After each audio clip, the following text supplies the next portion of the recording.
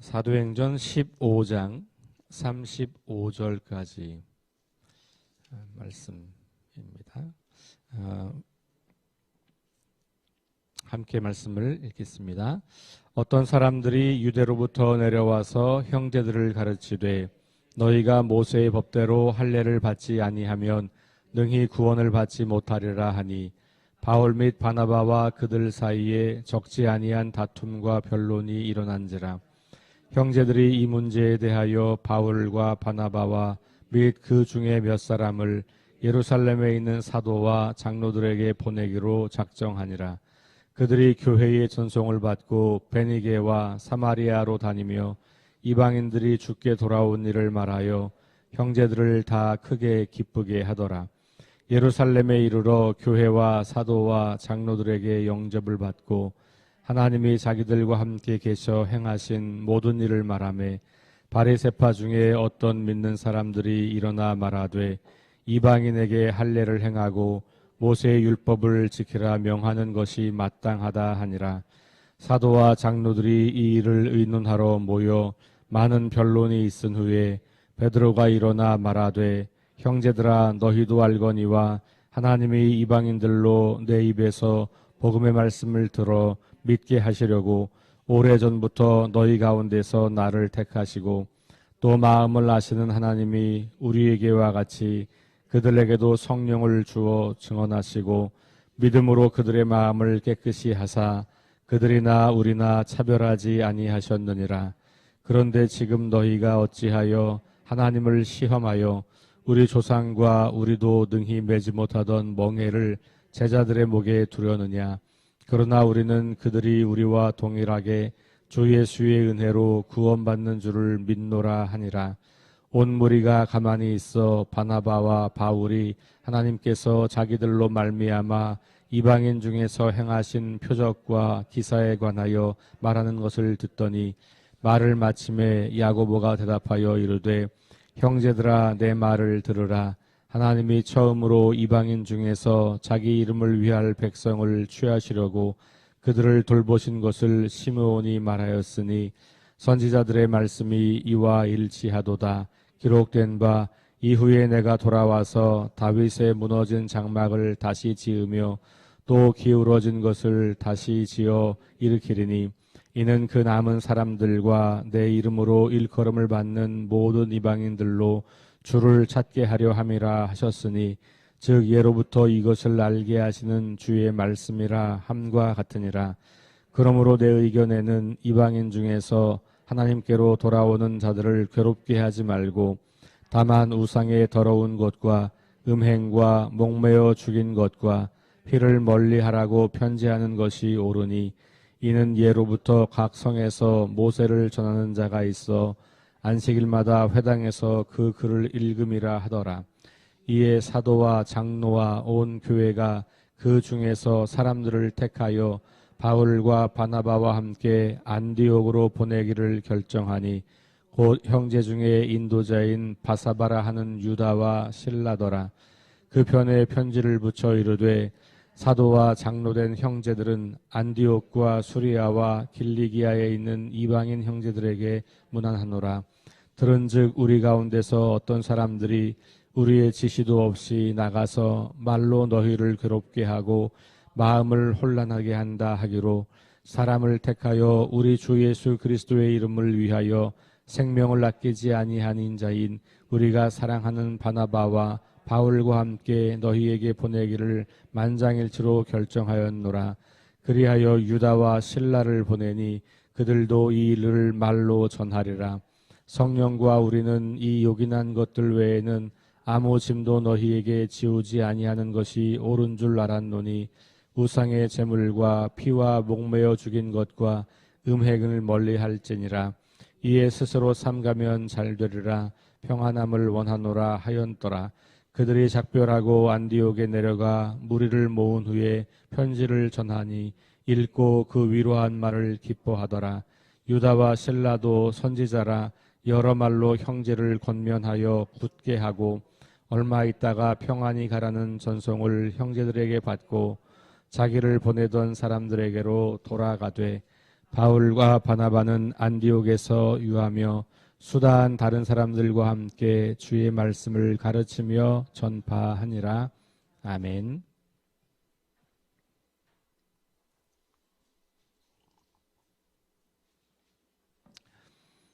사도행전에서 아주 중요한 전환되는 사건들이 9장부터 계속 조금 거슬러 올라가면 실은 8장부터 이 스데반과 빌립의 사역, 그리고 바울의 회심, 그리고 10장에 가면 고넬료와 베드로의 만남, 이런 사건들에 쭉 이어져 오면서 그것들이 결정적으로 오늘 읽은 예루살렘에서 이제 회의가 소집된 이 사건으로 연결이 됩니다.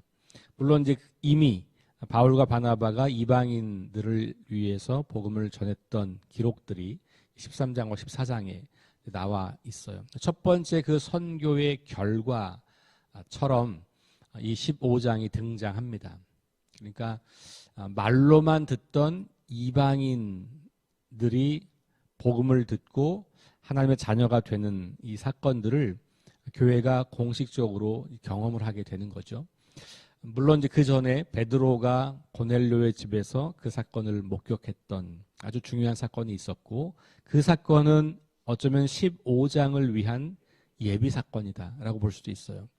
오늘 읽은 말씀은 가만히 살펴보면 결국은 예루살렘 교회에서 모임이 있었고, 그 모임은 이방인들이 구원받는 게 용납할 일이냐, 이게 왜 이런 논란이 있냐 하면, 당시 유대인들, 특별히 바리새인들의 믿음에는 이방인의 구원은 전제 조건이 있어요. 그 뭐냐면 유대인이 돼야 돼요. 그러니까 유대교를 받아들이고 유대인이 된다는 말은 할례를 받으라는 말이에요. 그러니까 하나님을 경외하는 자, 이 사람들은 할례를 받지 않은 사람들이에요. 그러니까 좀 더 지나서 할례를 받아야 되는 절차가 남아 있거나 아니면 본인들이 그것을 원하지 않거나 이런 거거든요. 그러니까 이 유대인이었다가 바리새인이었다가 기독교인 된 사람 중에서도 여전히 그 생각이 유효하다고 생각하는 거예요. 이방인들의 구원 오케이, 인정할 수 있어. 그런데 전제 조건은 그들도 우리처럼 유대인이 돼야 돼. 그러니까 결국은 유대인만 구원을 받는다는 이야기를 계속 주장하는 건데, 이방인들이라 할지라도 그러면 율법을 지키고 우리처럼, 그리고 할례를 반드시 받아야 돼. 그러면 그들도 구원이 가능해. 이렇게 본 거예요. 엄밀히 말하면 이방인에게는 구원이 없다는 말이에요. 그런데 그걸 열어둔다면, 형식적으로 이방인들이 만약에 정말로 그들이 구원을 받고 싶다면 우리처럼 태어난 출신은 이방인이지만 우리처럼 유대교로 완전히 먼저 개종을 하고 그리고 할례까지 받아서 유대인이 되면, 후천적인 유대인이 되면, 그러면 그들도 하나님의 사랑을 받을 만한 자격이 생기는 거지.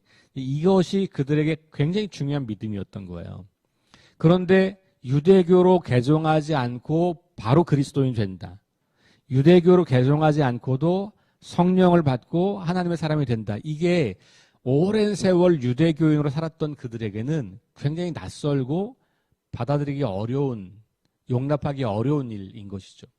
그러니 그 문제가 아주 중요한 교회의 분란거리가 되는 겁니다. 자, 오늘 15절에 보면 15장 1절을 이렇게 시작하죠. 어떤 사람들이 유대로부터 내려와서 형제들을 가르치되, 여기 내려왔다는 건 어디로 내려온 거예요? 안디옥 교회로 내려온 거예요. 그죠? 안디옥 교회로. 그러니까 지금 이제 안디옥 교회에 너희가 모세 율법 법대로 할례를 받지 아니하면 능히 구원을 받지 못하리라.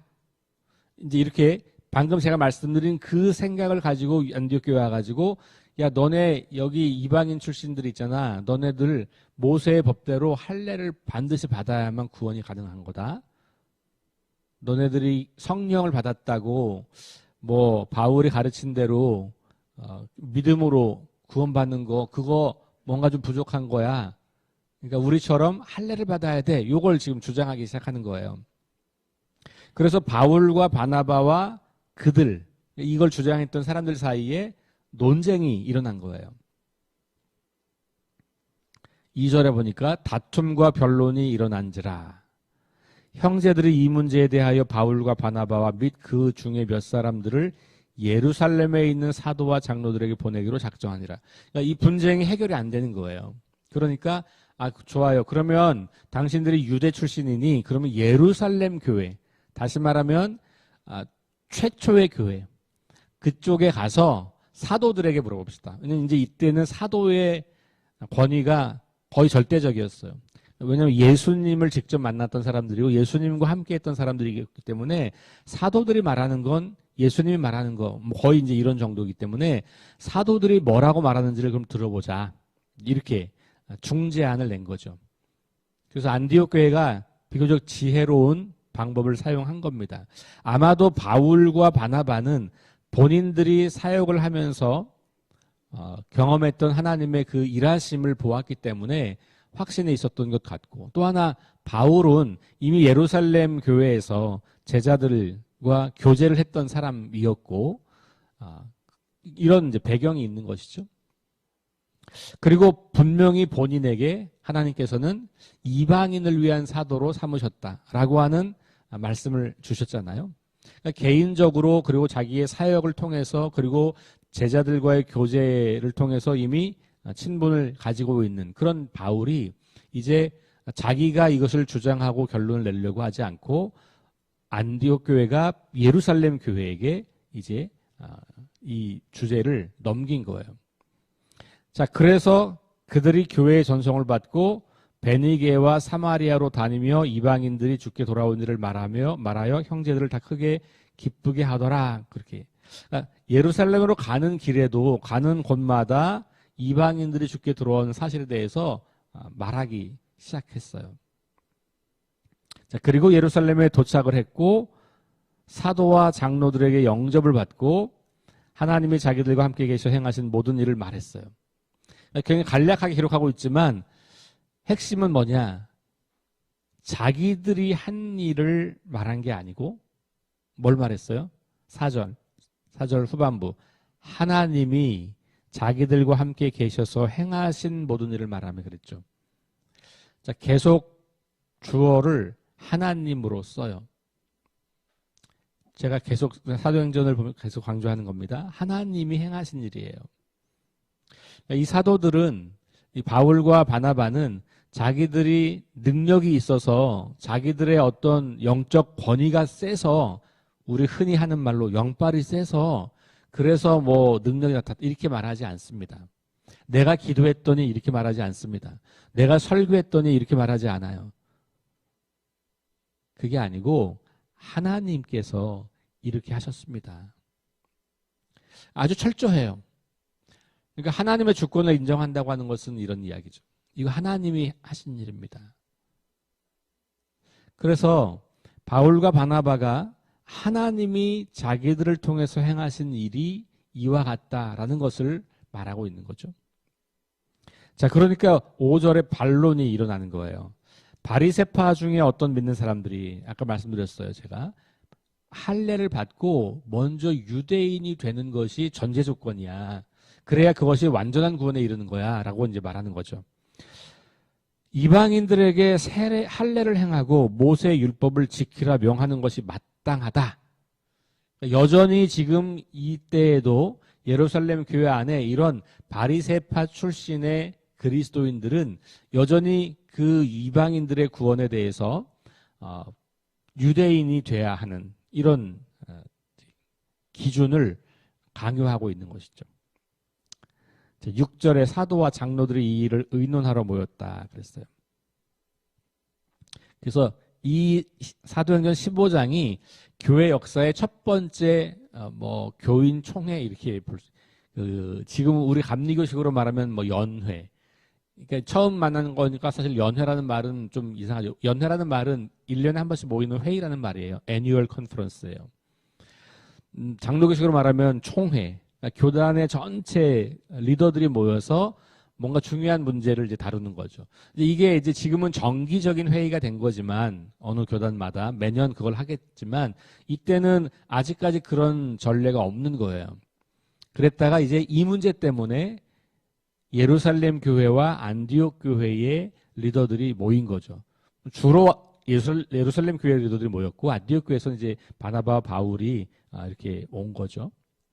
어쨌든 공식적인 교회의 첫 번째 옛날 말로 말하면 공의회, 지금 우리 말로 말하면 총회 같은 것이 이제 열린 거고 안건은 이방인들의 구원 문제예요. 이 문제를 이제 다루기 시작하는 겁니다. 자, 그러는데 7절에 보면 금방 지나가지만 많은 변론이 있은 후 이렇게 나와 있어요. 그러니까 이 회의가 굉장히 오랜 시간 진행됐다는 걸 알 수 있어요. 이게 이 많은 변론이 물리적 시간으로 얼마인지는 뭐 우리가 모르겠어요. 이게 1시간인지 3시간인지 며칠인지 그건 잘 모르겠어요. 어쨌든 그러나 이 문제 가지고 많은 변론이 있었다. 이 말은 무슨 말일까요? 각자가 주장하는 바를 충분히 이야기했다는 거예요. 저는 여기에 굉장히 중요한 가르침이 있다고 봐요. 충분히 논의했다. 시간이 오래 걸리는 것이 그렇게 문제가 될 일은 아니에요. 그리고 반대 의견을 이야기하는 것이 문제가 아닌 거예요. 사람마다 생각은 다를 수 있잖아요. 자기의 신앙의 전통이 있고 신앙의 경험이 있고 자기만의 어떤 하나님 경험이 있기 때문에 이건 다를 수 있잖아요. 그러니 충분히 변론한다는 말은 각자가 다 자기 주장을 충분하게 이야기할 시간이 필요하다는 거예요. 너무 성급하게 어느 한쪽이 힘을 가지고 진행하면 안 된다는 거죠. 그러니까 내가 듣기 싫은 소리도 들어야 하는 거예요. 나와 반대되는 의견도 들어야 해요. 서로가 그렇게 각자가 다 그렇게 다른 사람은 이 문제를 어떻게 생각하는가를 충분히 듣고 이게 굉장히 중요한 거죠. 그러니까 이건 변론은 말을 했다는 말보다 저는 더 중요한 것은 들었다라고 하는 것을 우리가 볼 필요가 있어요. 모두가 다 자기 주장을 하지만 그러나 다른 사람이 하는 말에 대해서 진지하게 경청한 거예요. 그래서 다른 사람이 하는 말을 듣고 내 말을, 내 생각을 바꿀 준비가 되어 있는 거예요. 근데 오늘날 우리들에게 굉장히 아픈 사실은 들을 준비가 안 돼 있어요. 회의할 때. 그리고 말할 준비만 되어 있죠. 그래서 다른 사람이 하는 말을 자르거나 무시하거나 비난하거나 심지어 정죄를 하는 경우들이 많죠. 그러다 보면 결국은 논의가 되지 않는 거죠. 그러니까 여러분 우리가 어떤 중요한 안건을 다룰 때는 늘 들으려는 마음이 있어야지 그래야 문제를 해결할 수 있는 거예요. 여기 많은 변론이 있다고 하는 말을 저는 그렇게 이해합니다. 이 사람들은 들을 준비가 되어 있는 사람들이고 실제로 오랜 시간이 지나지만 듣고 있었구나. 다른 사람의 이야기를. 자, 그 뒤에 보면 결론을 보면 그게 들었다는 이야기가 우리가 알 수 있어요. 자, 봅시다. 첫 번째, 많은 변론이 있고 난 다음에 이제 어느 정도 마무리 단계에서 중요한 이야기가 등장합니다. 그게 뭐냐면 베드로가 일어나서 이야기해요. 이거 이제 고넬료 만났던 사건 이야기하는 거죠. 그래서 내가 너희도 알지만 하나님의 이방인들로 내 입에서 복음의 말씀을 들어 믿게 하시려고 오래전부터 너희 가운데 나를 택하시고 마음을 아시는 하나님이 우리에게 이와 같이 그들에게 성령을 주어 증언하게 하시고 믿음으로 그들의 마음을 깨끗하게 하셨다. 그들이나 우리나 차별 없이 하나님의 성령을 받았다.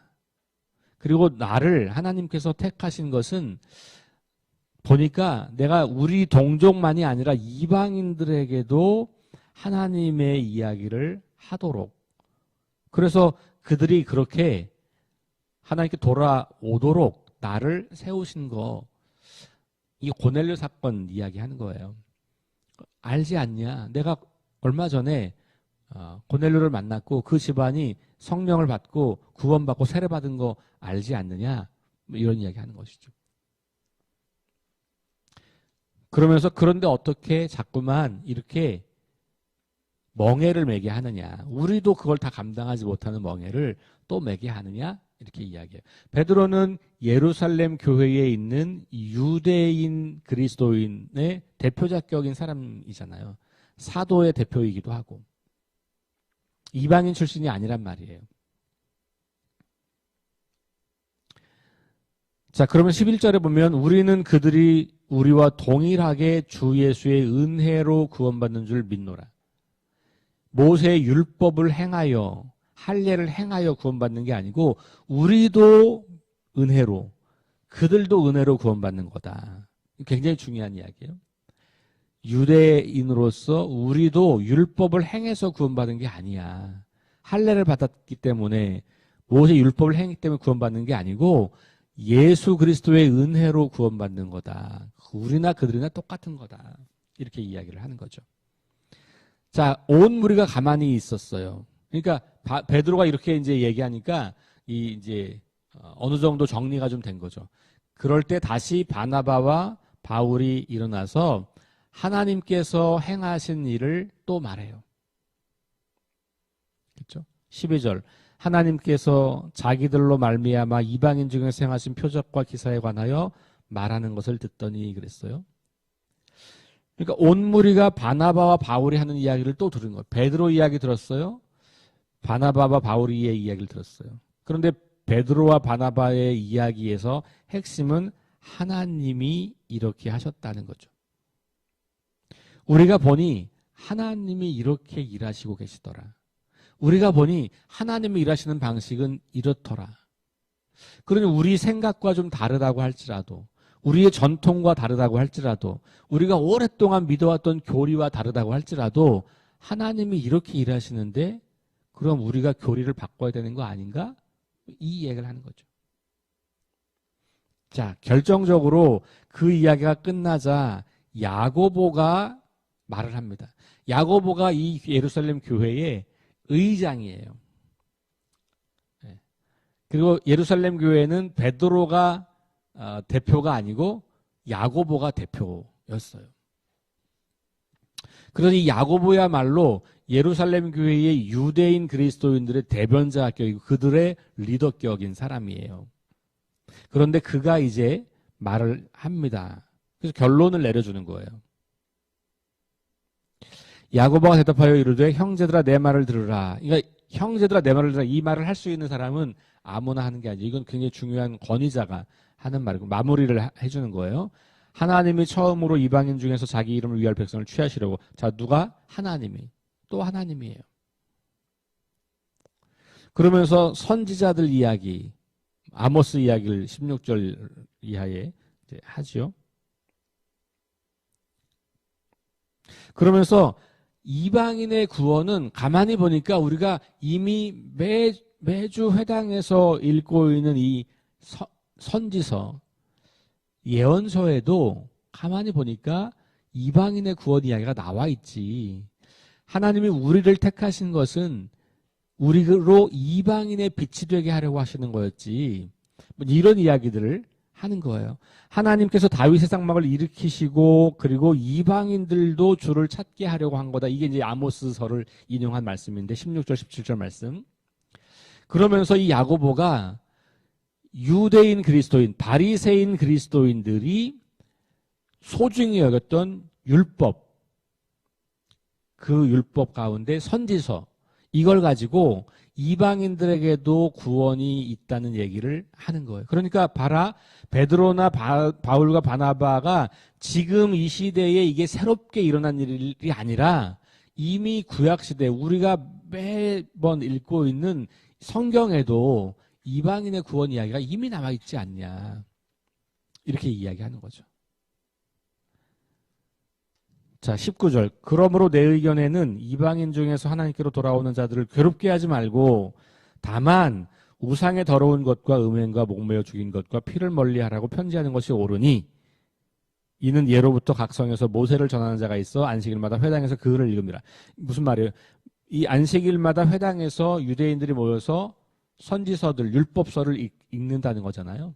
그러니 그럴 때 같이 이 편지를 읽게 해서 이제 유대인 그리스도인들에게 이방인들의 구원이 가능하다는 것을 알려주자. 그들에게 율법을 부과하지 말자. 다만 몇 가지만. 그래서 이제 몇 가지. 더 우상 섬기지 말고, 음행하지 말고, 그죠? 피째, 고기 먹지 말고, 뭐 이런 몇 가지를 주는 거예요. 왜냐면 이것이 그 당시 이방인들이 즐겨 행했던 습관과 문화였거든요. 그러니 그리스도인 된다면 이 정도는 삼가야 하지 않겠냐. 모세의 율법을 다 지키고 할례를 받으라고까지는 안 하지만 이 정도는 해야 구별된 삶을 사는 거니 이 정도는 해야지. 이렇게 이제 결정 내린 거예요. 자, 그러면 보세요. 결론이 이게 끝인 거예요. 그러니까 바나바가 다시요. 야고보가 결론을 내린 거고 그 결론을 교회는 따른 거예요. 그렇죠? 초대교회가 중요한 문제를 다루는 과정을 잘 보세요. 많은 변론이 있었어요. 다시 말하면 누구라도 자기 의견을 충분하게 이야기할 기회를 주는 거고 더 중요한 것은 그 이야기는 내 것을 주장하는 것만이 아니라 다른 사람의 의견을 충분히 들었다는 겁니다. 그리고 그 이야기에 대해서 몇몇 리더들이 자기들의 경험을 또 이야기를 합니다. 그리고 마지막 결론은 투표가 아니죠. 다수결이 아니에요. 그 교회의 가장 영적인 리더십을 발휘하는 영적 리더가 종합적으로 판단하고 정리해서 답을 내려요. 그러면 그것이 교회의 결정이 되는 겁니다. 물론 이 일 이후에도 여전히 그리고 이런 편지를 받아들은 유대인, 바리새인, 그리스도인들 중에는 여전히 그것에 동의하지 않고 계속 그걸 주장하는 사람들이 계속 있습니다. 나중에 보면 계속 그런 사람들이 교회를 어지럽게 하는 것들을 볼 수 있거든요. 어쨌든 그러나 초대교회가 이렇게 문제를 해결했다라는 것을 우리가 보게 되죠. 결국은 초대교회는 사실 이거는 굉장히 큰 문제거든요. 제가 볼 때 지금 우리가 마주하고 있는 어떤 문제보다도 큰 문제예요, 이것은. 그런데 이것을 이렇게 지혜롭게 또 성령 안에서 해결하고 그리고 그 결과를 가지고 이제 22절 이하에 있는 이야기는 그걸 가지고 이제 안디옥 교회 가서 전달하고 뭐 이랬던 이야기. 그리고 맨 마지막에 가면 다시 이 누가는 사도행전의 전형적인 그 관용구를 사용합니다. 그게 뭐냐 하면 오늘 읽은 말씀의 마지막이에요. 바울과 바나바는 안디옥에 유하며 수다한 다른 사람과 함께 주의 말씀을 가르치며 전파하더라. 주의 말씀을 가르치며 전파하더라. 근데 이게 결국은 사도행전에서 계속돼서 하나님 말씀이 계속해서 확장되고 있다. 하나님 나라 복음이 계속해서 전해지고 있다.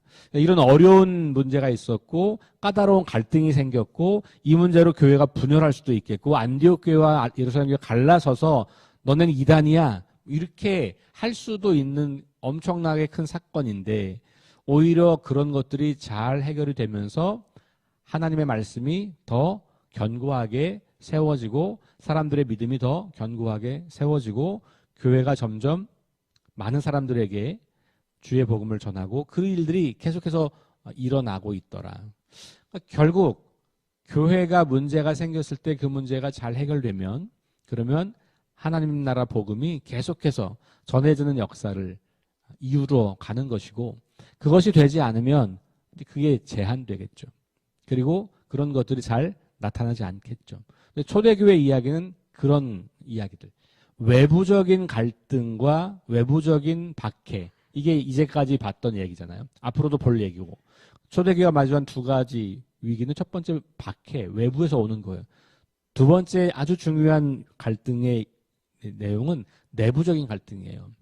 교회 안에서 생각이 다른 사람들끼리 다른 이야기.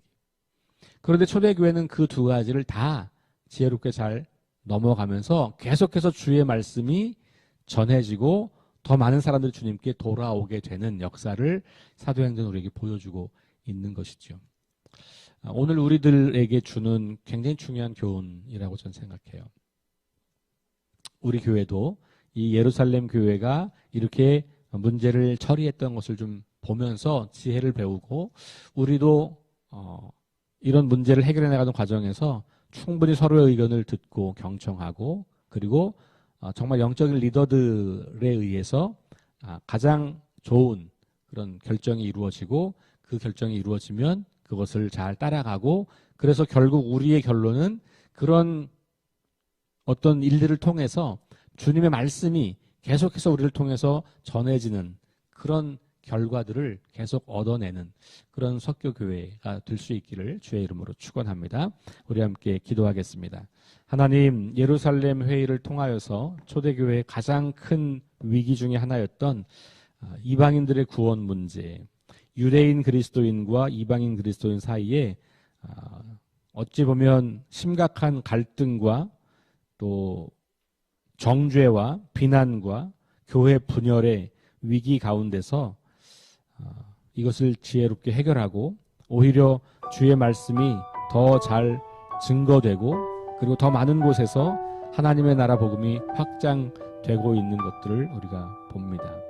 오늘 우리에게도 지혜를 주시고 믿음을 주시고 또 성경에서 배우는 그 지혜를 통해서 오늘 우리 교회도 건강하게 문제들을 잘 해결해 나가며 주의 말씀을 계속해서 증거하는 교회가 되어갈 수 있도록 인도하여 주옵소서. 예수님 이름으로 기도합니다. 아멘. 우리 기도 제목 5가지 가지고 기도합니다. 부활의 능력과 소망을 품고 하나님 나라를 증언하고 살아내게 하소서. 하나님 말씀이 기준이 되게 하소서. 질병과 연약함으로 고통당하는 사람들을 치유하여 주소서. 전쟁과 자연재해와 가난과 억압으로 고통당하는 지구촌 이웃들에게 은혜를 베푸소서. 어린이, 청소년, 청년 세대가 하나님을 알게 하시고 장년 세대들은 우리 자녀들, 다음 세대들에게 신앙의 유산을 잘 남길 수 있도록 우리 함께 합심해서 기도하겠습니다.